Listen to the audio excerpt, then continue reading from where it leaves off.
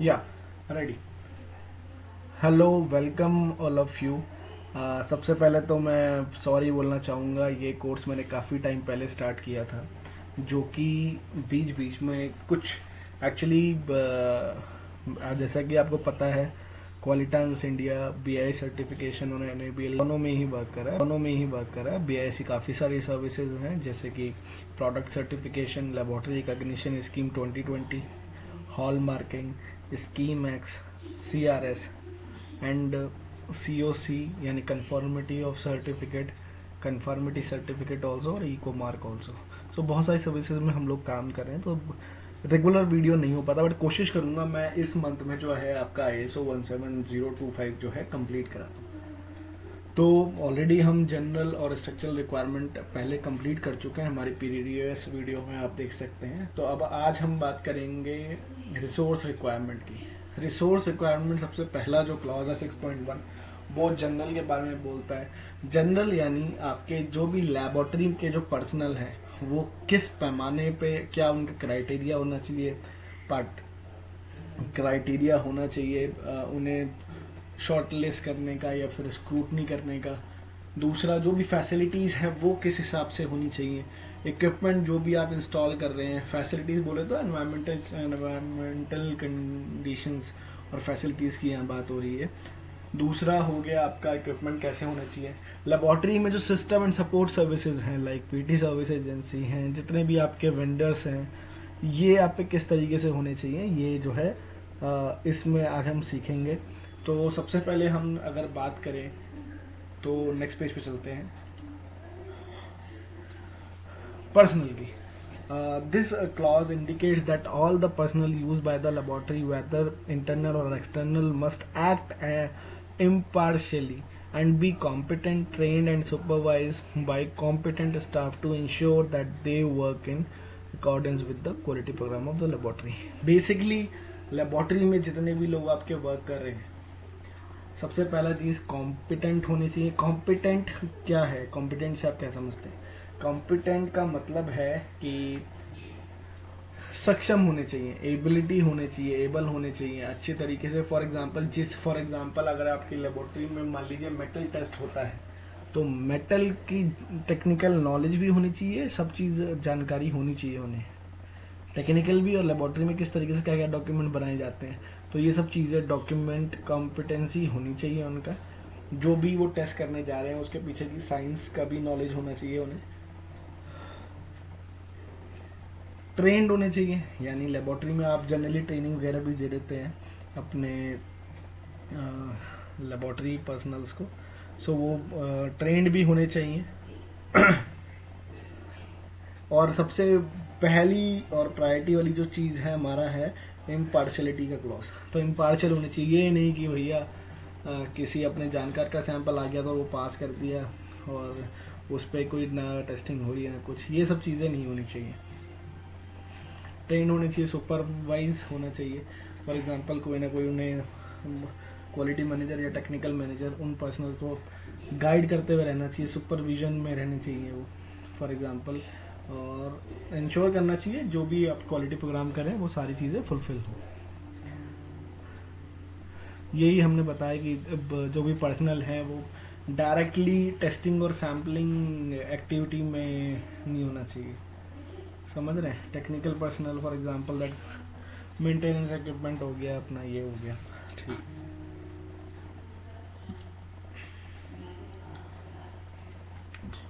ये NABL का 151 एक डॉक्यूमेंट है, जिसमें कि आप देखेंगे ये कॉम्पिटेंस क्राइटेरिया है।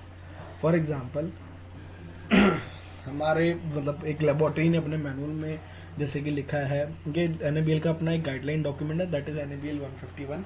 उसमें उन्होंने कॉम्पिटेंस क्राइटेरिया दे रखा है कि बैचलर डिग्री होना चाहिए इंजीनियरिंग में, टेक्नोलॉजी में, पोस्ट ग्रेजुएट होने चाहिए साइंस से, सेम फील्ड टेस्टिंग और कैलिब्रेशन में, एटलीस्ट 2 साल का एक्सपीरियंस, बैचलर डिग्री इंजीनियरिंग होना चाहिए, डिप्लोमा। ये आप NABL का डॉक्यूमेंट देख सकते हैं एलिजिबिलिटी क्राइटेरिया में।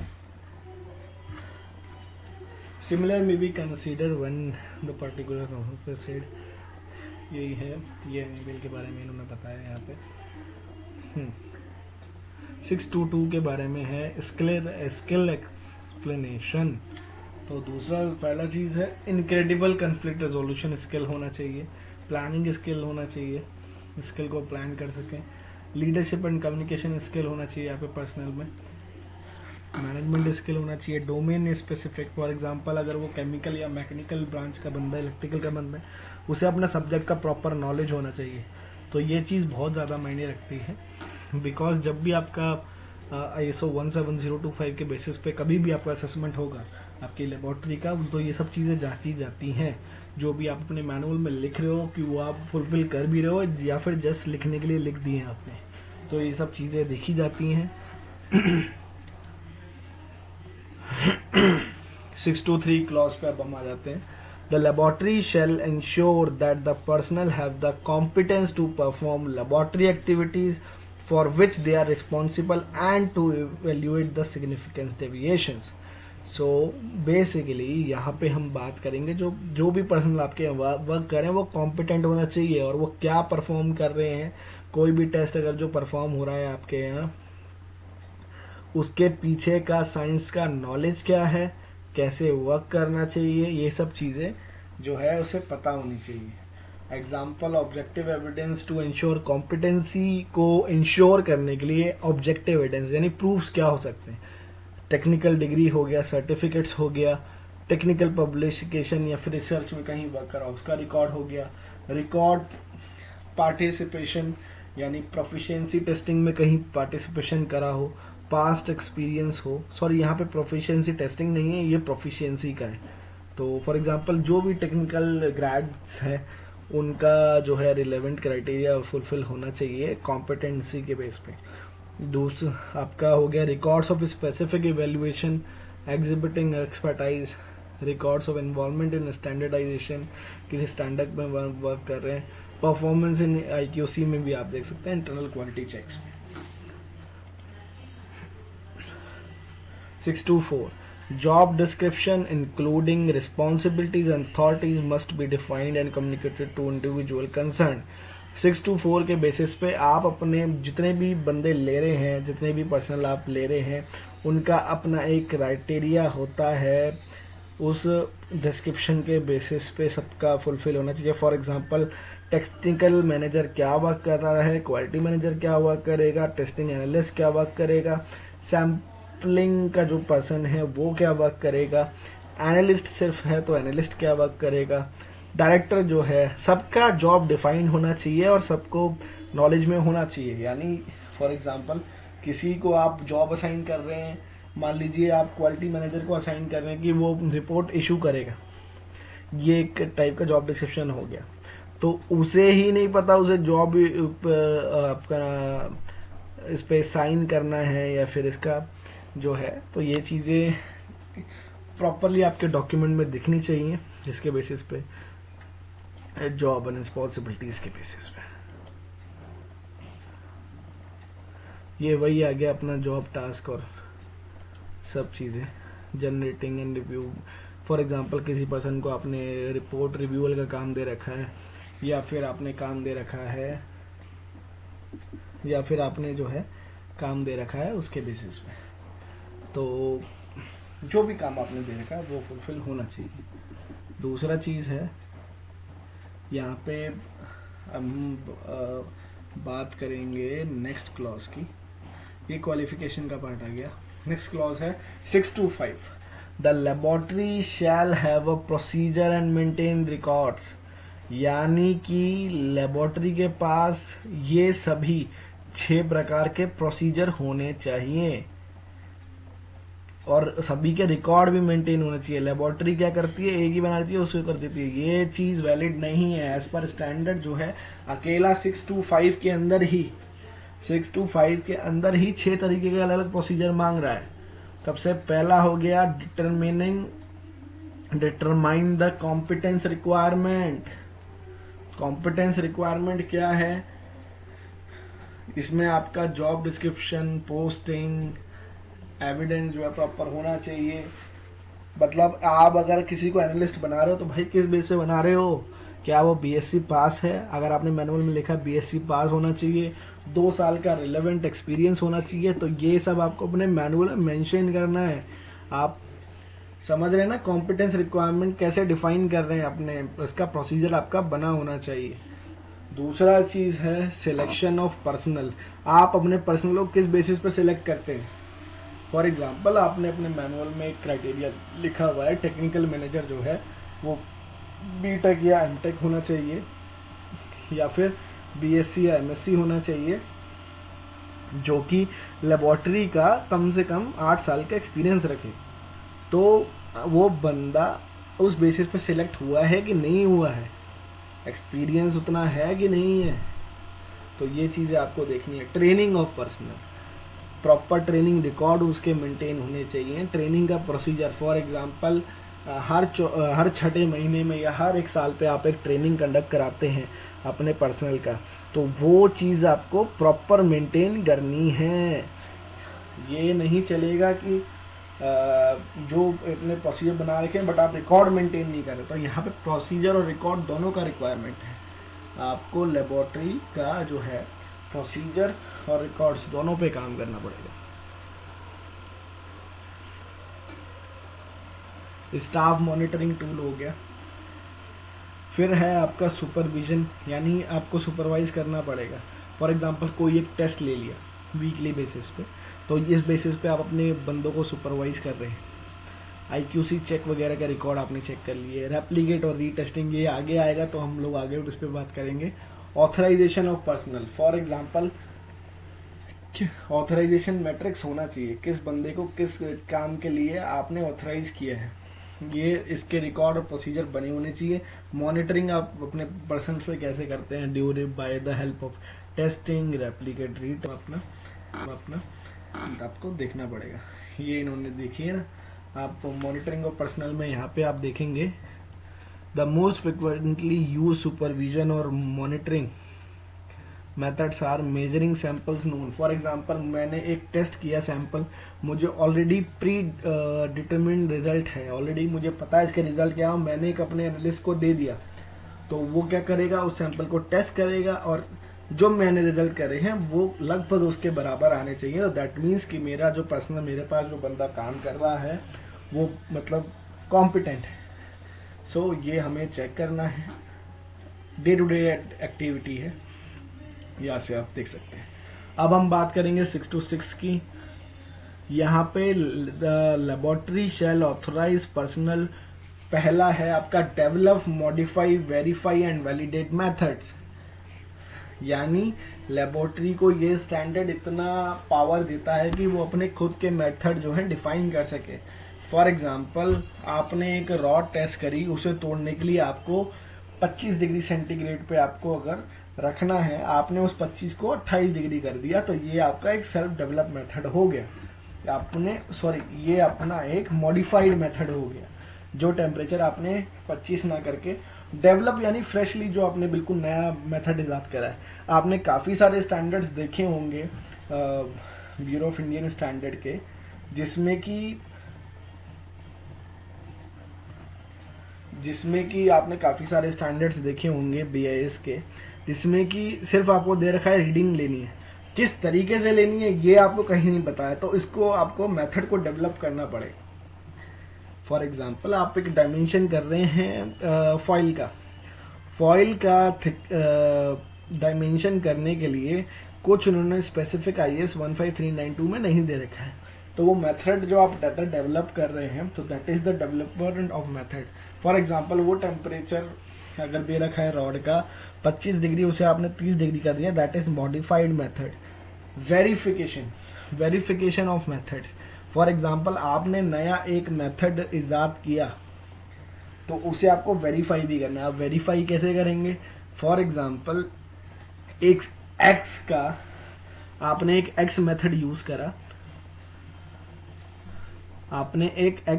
यूज करा, उसको आपके रिजल्ट आए, फिर आपने एक वाई मेथड से करा, उससे आप उसे वेरीफाई कर रहे हैं, ठीक है। तीसरे आपका क्या, वैलिडेशन ऑफ मेथड्स, इसे आपको वैलिडेट करना होता है, ठीक है। यहाँ पे बी की बात करेंगे। बी है परफॉर्म स्पेसिफिक लेबोरेटरी एक्टिविटीज। तो कौन बंदा क्या लेबोरेटरी में क्या काम करेगा स्पेसिफिक एक्टिविटी पे, ये भी आपको ऑथराइज करना है। Analyse result including statement of conformity और opinion and interpretation and report of result.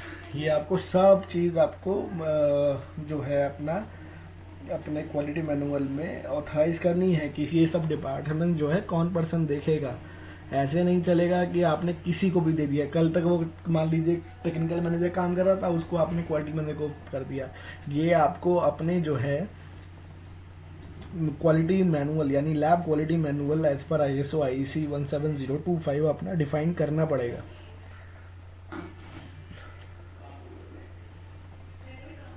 ये एग्जांपल्स हैं, एग्जांपल्स मैं ऑलरेडी आपको दे चुका हूं।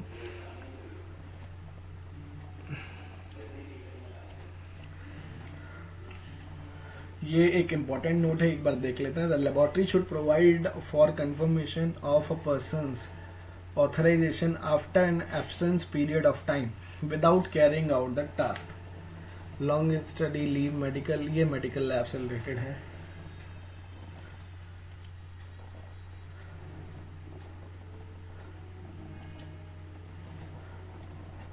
यहाँ पे रिसोर्स रिक्वायरमेंट में आ गए हम environmental facilities and environmental condition में। क्लॉज 6.3 की बात हो रही है यहाँ पे।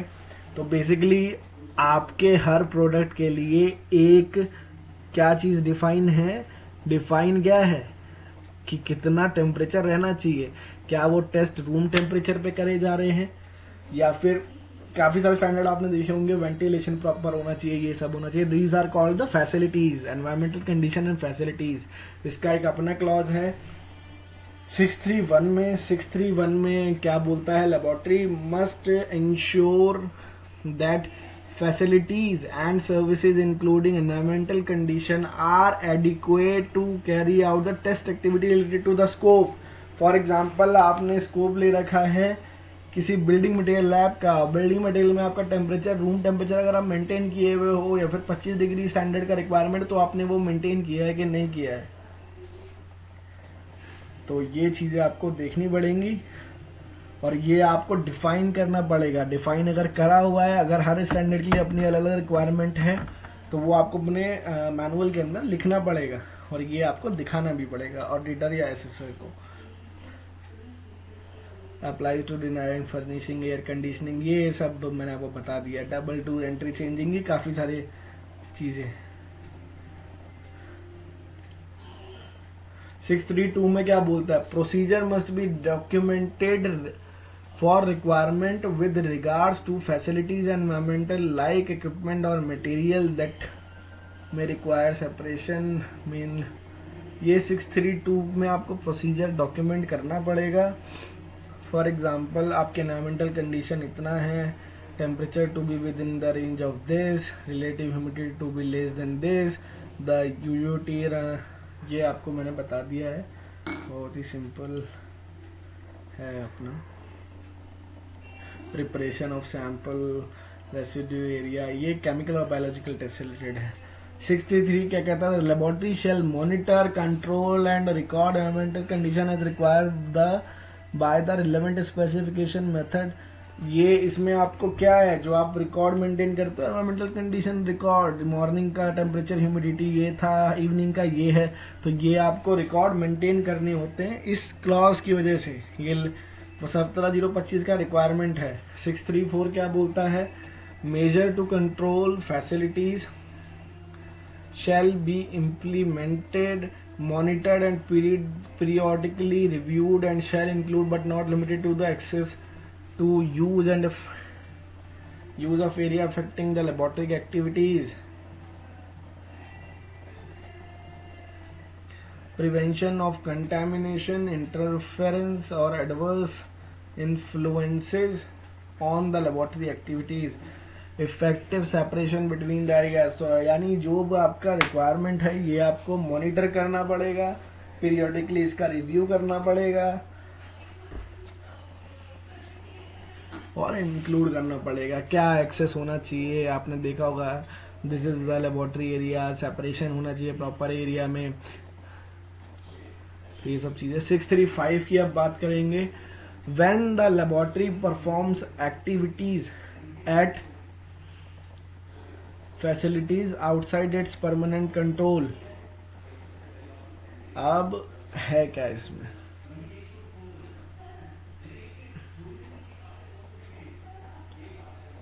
फॉर एग्जाम्पल कोई टेस्ट आप लैब में कर रहे हैं, आपने लैब में तो एनवायरमेंटल कंडीशन मेंटेन कर लिया, अब सेम चीज आप साइड पे कर रहे हो तो साइड पे भी आपको सारी कंडीशंस मेंटेन करके रखनी पड़ेंगी, समझ रहे हैं। तो ऐसा नहीं है कि आप साइड पे ना करें और लैब पे कर रहे हैं दैट इज एनफ ना।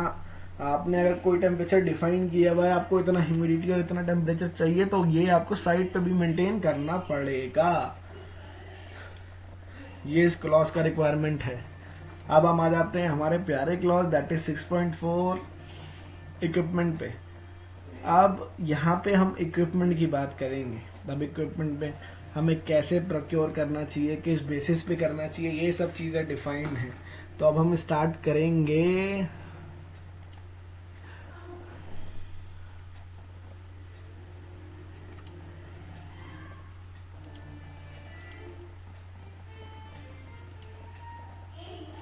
laboratory shall have access to equipments including but not limited to measuring instruments, software measurement standard, reference material, reference data, reagent, consumable और auxiliary इक्विपमेंट का मतलब मशीन नहीं होता है। अगर आप कंज्यूमेबल और रीजेंट्स भी यूज कर रहे हो, किसी सॉफ्टवेयर को भी यूज कर रहे हो किसी टेस्टिंग में, और अपना ऑक्सिलरी एपरेटस यूज कर रहे हो, कंज्यूमेबल यूज कर रहे हो, रेफरेंस सीआरएम्स यूज कर रहे हो, so that is considered as an equipment of a laboratory.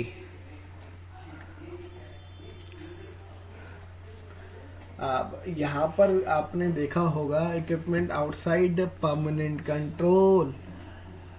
An equipment is considered outside the permanent control when it temporarily transferred by the laboratory or the laboratory uses external equipment provided by a third organization used in the laboratory or its customer facility. The laboratory shall define the methodology. For example 642 में क्या बोलता है, कोई equipment अगर laboratory के अधीन नहीं है, यानी कि लेबोरेटरी का पावर नहीं है उस इक्विपमेंट पे। अब यार ये कैसे हो सकता है, अब ये ऐसे हो सकता है, फॉर एग्जांपल आप साइट पे जाके बिल्डिंग मटेरियल पे आपने देखा होगा बाहर जाके जो है इक्विपमेंट टेस्ट करते हैं, क्यूब वगैरह टेस्ट करते हैं, ये सब चीजें। तो ये जो है ये वाला क्लॉज है 642 के अंदर आता है, जो साइट पे क्यूब वगैरह तोड़े जाते हैं और रिपोर्ट इशू करी जाती है उनके बेसिस पे। 643 पे there must be a procedure for handling storage storage use and maintenance equipment that is used for calibration and test to ensure proper functioning to prevent contamination or deterioration। तो यहाँ पे हम किस चीज की बात कर रहे हैं, यहाँ पे हम बात कर रहे हैं प्रोसीजर एक बना होना चाहिए 643 के हिसाब से। इसमें आप ट्रांसपोर्ट, हैंडलिंग, स्टोरेज, यूज सब चीज लिखेंगे। आप किस तरीके से हैंडल कर रहे हो इक्विपमेंट्स को, स्टोर किस तरीके से कर रहे हो, यूज कैसे कर रहे हो, मेंटेनेंस आप कैसे मेंटेन करते हो। तो उसके लिए प्रोसीजर सब तरीके से आपको तैयार रखने पड़ेंगे।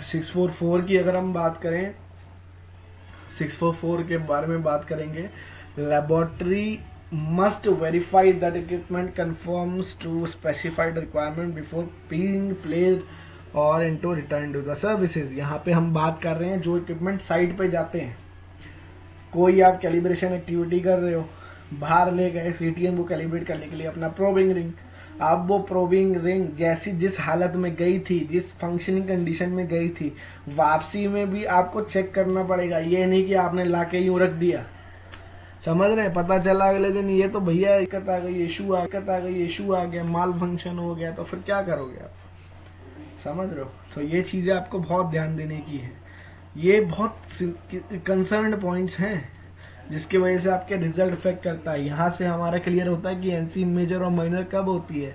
एनसी मेजर तब होगी कोई भी स्टैंडर्ड का प्रोसीजर, अगर स्टैंडर्ड बोलता है ये प्रोसीजर होना चाहिए बट वो बनाया नहीं गया लेबोरेटरी के द्वारा, that is considered as a major NC. Second thing, कोई भी चीज जो आपके टेस्ट और कैलिब्रेशन रिजल्ट पे फर्क डाले तो वो जो है आपका क्या कंसीडर करी जाती है, major NCs, major non conformances. इसके अलावा जितनी भी एनसी हैं that considered as minor NC. तो ये आपको देख के चलना पड़ेगा और ये आप कोशिश करिए जितना हो सके अच्छे से इंटरनल ऑडिट परफॉर्म कीजिए इस डॉक्यूमेंट के बेसिस पे, ताकि आपकी एनसी जो लगना जो है मिनिमाइज हो जाए। नलीफाई तो बहुत बड़ी चीज हो जाती है इस स्टैंडर्ड को लेके। चलो अब हम बात करते हैं 645 की। Equipment required for measuring shall be capable of achieving the measurement accuracy and or measurement uncertainty required provide a result। यहाँ पे हम किसकी बात कर रहे हैं? फॉर एग्जाम्पल आपकी स्टैंडर्ड की रिक्वायरमेंट है जो आपका इक्विपमेंट जो आप टेस्टिंग में यूज कर रहे हो। यहाँ पे मैं टेस्टिंग के एग्जाम्पल ज्यादा दूंगा, कैलिब्रेशन वाले आप रिलेट कर सकते हैं। तो अगर हम हम मान लीजिए 1 मीटर की रॉड को हमें मेजर करना है तो हमारे पास एट लीस्ट 1000 mm से ऊपर का जो है होना चाहिए क्या, मेजरिंग टेप। अगर वो नहीं है तो that is not the good thing. तो ये चीजें आपको ध्यान रखनी है। तो यही ये क्लॉज बोल रहा है, भैया आप जिस स्कोप के लिए अप्लाई करने जा रहे हो क्या आप इक्विपमेंट कैपेबल हैं उस रेंज को अचीव करने के लिए। पता चले आपका रिक्वायरमेंट है 1600 kN की, 1600 kN की, और आपका जो इक्विपमेंट है वो 1000 kN तक का ही है, तो फिर क्या फायदा। ये है इस क्लॉज का मतलब। 646 यहाँ पे इक्विपमेंट की बात होगी, measurement accuracy uncertainty affecting the validity of results. यानी कि यहाँ पे कैलिब्रेशन में कई बार आपने देखा होगा उस चीज का इशू आता है। In case the measurement accuracy और measurement uncertainty affect the validity of result, if the calibration of the equipment is required to establish the metrological traceability of the reported result, equipment that has an basically traceability की requirement है। यहाँ पे uncertainty जो भी आप अंदर आता है तो उसके अंदर आता है uncertainty पे आगे भी हम बात करेंगे। 646 पे हमने ऑलरेडी बात की हुई है। Laboratory shall establish a calibration program to maintain confidence in the calibration status। Basically आपके पास मान लीजिए 11 इक्विपमेंट ऐसे हैं या 20 इक्विपमेंट ऐसे जो कैलिब्रेट होना चाहिए, उनका आपको एक प्रॉपर कैलिब्रेशन प्रोग्राम डिफाइन करना पड़ेगा। यानी कि 1 साल की जो वैलिडिटी है या फिर एक्सपायर होने वाला due, sorry validity is not a correct word, जो कैलिब्रेशन आपके ड्यू होने हैं, तो वो प्रोग्राम आपने बनाया है कि नहीं बनाया है as per the standard requirement. तो ये 647 ये कहता है जो आपको कैलिब्रेशन प्रोग्राम जो है प्रॉपर बना के रखना पड़ेगा।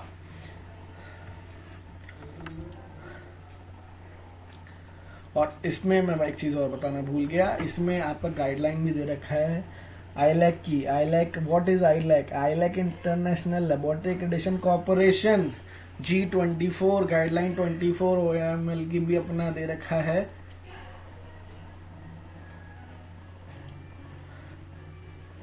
ये हमारा जो है एक कैलिब्रेशन प्रोग्राम है, थोड़ा जूम करके दिखा देता हूं आपको।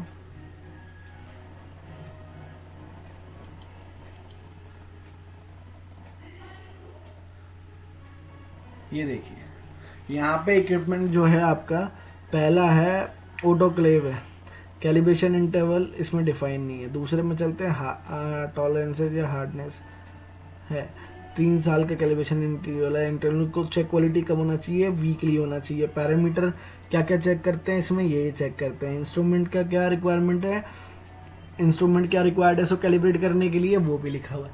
ये इस तरीके का कैलिब्रेशन प्रोग्राम हमारा जो है होना चाहिए।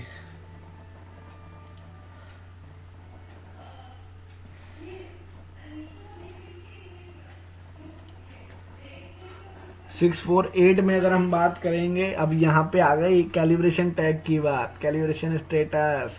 वो जो एनसी लगती है ना, ये आप देखो, all equipment shall have an indication of its calibration status. There are many methods that are appropriate and include but are not limited to label indicator date of calibration. यानी आपका कैलिब्रेशन जो sticker है वो कुछ इस तरीके का, जिसमें आपका इक्विपमेंट नंबर, डिस्क्रिप्शन, इक्विपमेंट का नाम क्या है, उससे किया है कैलिब्रेट, डेट आपका क्या है जिस दिन कैलिब्रेट हुआ है, और दूसरा आपका ड्यू डेट जो है आ जाता है। तो ये स्टिकर आपके मेंटेन होने चाहिए सभी इक्विपमेंट्स के ऊपर। 649, कोई भी equipment when the equipment has been damaged out of service, यानी कोई इक्विपमेंट अगर आपका वर्क नहीं कर रहा है तो आपको उसे बड़ा बड़ा टैग लगाना पड़ेगा, वार्निंग, डू नॉट यूज, या फिर this equipment is out of order, तो ये आपको लगाना पड़ेगा। 649 का ये अपना रिक्वायरमेंट है, समझ रहे हैं। तो कोई भी लेबोरेटरी में काम हो रहा है वो कुछ भी ऐसे ही नहीं हो जा रहा है, जैसे स्टैंडर्ड का रिक्वायरमेंट है तभी लेबोरेटरी सभी चीजें फुलफिल कर रही हैं। अब हम बात करेंगे 6410,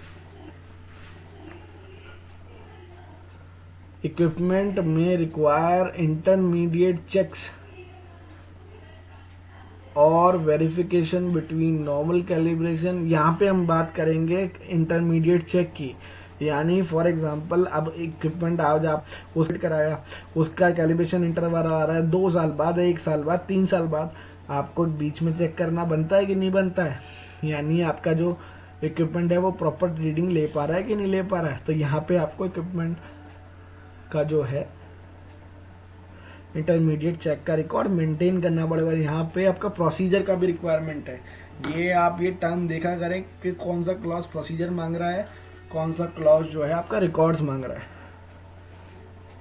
तो यहाँ पे प्रोसीजर और रिकॉर्ड दोनों की बातें होंगी।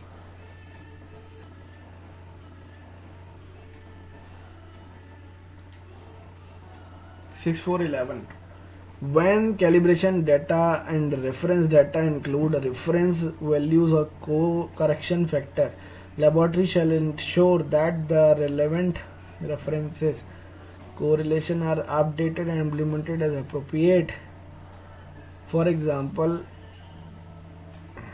आपका जो इंस्ट्रूमेंट का रीडिंग है वो इतना आया है, 100 आया है, 110 आया है, 1120 आया है, सो करेक्शन यूनिट्स क्या है, -0.2, 0.3 और -0.3। कोई भी नहीं होती, एक्यूरेट नहीं होती, कंप्लीट नहीं होती। अगर आप 100 mm का अगर डाय नाप रहे हैं तो उसमें कुछ ना कुछ टॉलरेंस और करेक्शन फैक्टर लगेगा। तो यहाँ पे ये बता रहे हैं 6412 पे अगर हम बात करें, laboratory shall take practicable measures to prevent unintended adjustments of equipment from invalidating result।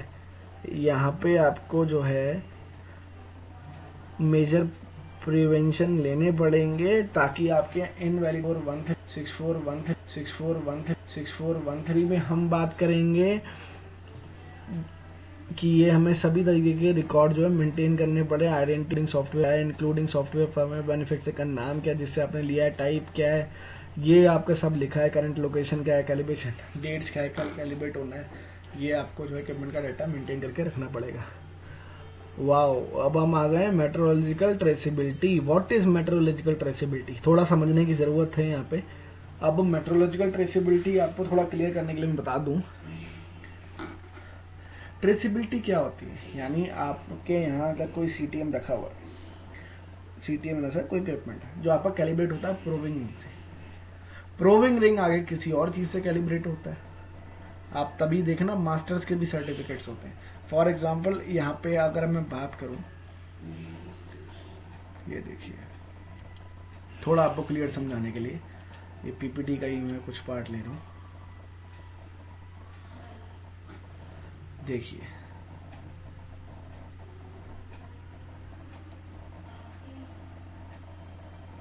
ये देखिए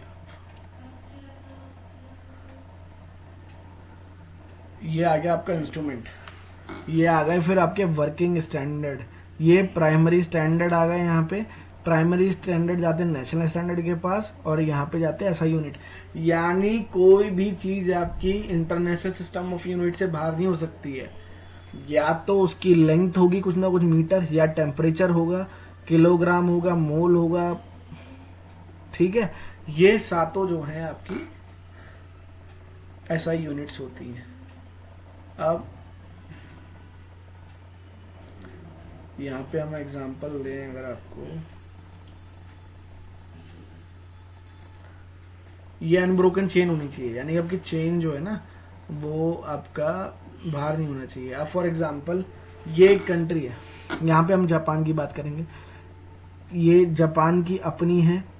हमारे कंट्री में क्या है, हमारा अपना नेशनल क्या है, एनपीएल है, नेशनल फिजिकल लेबोरेटरी, सीएसआईआर के अंतर्गत जो आता है, आप समझ रहे हो। ये आ गया हमारा एनपीएल। हर कंट्री का अपना एक एजेंसी है, आप समझ रहे हो। जैसे हिंदुस्तान में एनपीएल है, ऐसी अमेरिका में निस्ट है, जापान में एनएमजे है। तो ये जो है नेशनल ट्रेसेबिलिटी का जो है अपना काम करते हैं। अब आपने जो रूलर कराया वो किसी मास्टर से होगा, मास्टर जो है एनपीएल से होगा, एनपीएल फिर करेगा बीआईएपीएम से, यानी ब्यूरो इंटरनेशनल पेरिस से करेगा। यानी सिर्फ पेरिस में रखी हुई जो चीजें हैं उन्हीं को हम मेन मानते हैं, वो जो हेड है वो लीड करती हैं। सभी के मास्टर जो हैं वो जाएंगे पेरिस में कैलिब्रेट होने, आप समझ रहे हो। तो ये ट्रेसेबिलिटी कहा जाती है, that is the unbroken chain of calibration. Metrological traceability, every 1000 of chemical